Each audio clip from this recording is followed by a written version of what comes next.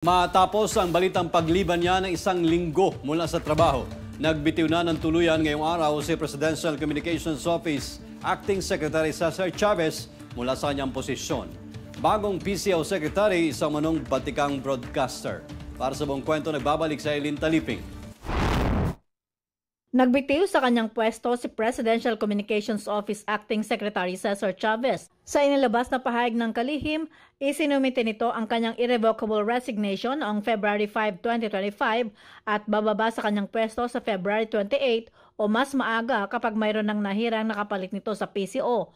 Pero sinabi ni Chavez na kahit nagbitiw ito sa pwesto, hindi nito tatalikuran ang paniniwala sa administrasyon at patuloy na susuportahan ang mga adhikain kahit nasa pribadong sektor na ito.